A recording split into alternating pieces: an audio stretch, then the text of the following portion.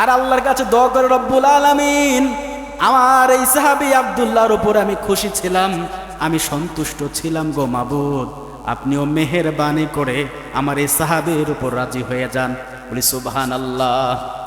ওই আব্দুল্লাহর জায়গায় যদি আমার লাশটা সেখানে থাকতো, কতই না ভাগ্যবান হতাম আমি। সম্মানিত হাজিরিন, একটা এক্সাম্পল দিলাম, উদাহরণ দিলাম। আব্দুল উজ্জা লুঙ্গির বিনিময়ে কালিমা নিয়ে এসেছেন। আব্দুল উজ্জা নিজের লজ্জাকে বিসর্জন দিয়ে কালিমার সুশীতল ছায়াতল আশ্রয় নিয়েছে। আর আপনি আর আমি কি দিলাম ইসলামের জন্য? বরঞ্চ দেখেন, আব্দুল উজ্জাও যদি জান্নাতের মধ্যে যায়, আপনি আর আমিও যদি জান্নাতের মধ্যে যাই, আব্দুল উজ্জার সমপরিমাণ জান্নাত যদি আল্লাহ পাক আপনাকে আর আমাকে দেয়, যদি আব্দুল উজ্জা এত বড় ত্যাগ স্বীকার করে জান্নাতুল ফেরদৌসে যায়, আর আপনি আর আমি মরেই জান্নাতুল ফেরদৌসে গেলাম, তাহলে পার্থক্যটা থাকলো কোথায় বলেন তো? পার্থক্য আছে?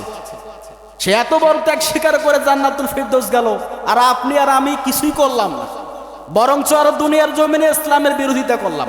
কথা বলেন ঠিক কি না? চাই না ইসলাম কায়েম হোক। তাহলে আল্লাহ পাক যদি আপনাকে আর আমাকে জান্নাতুল ফেরদৌস দেয়, আর আব্দুল উজ্জাকে যদি জান্নাতুল ফেরদৌস দেয়, তাহলে ব্যাপারটা কেমন হয়ে গেল? হবে? হবে না? হচ্ছে না, হবে না। সম্মানিত হাজিরিন, বোঝাতে চাচ্ছিলাম এটা, ঈমান আনার কারণে একজন সাহাবী লুঙ্গিটাও আনতে পারে নাই।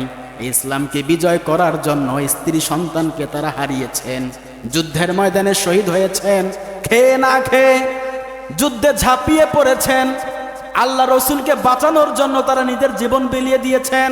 ওই ইসলাম আর বর্তমান ইসলাম কি এক আছে না নাই?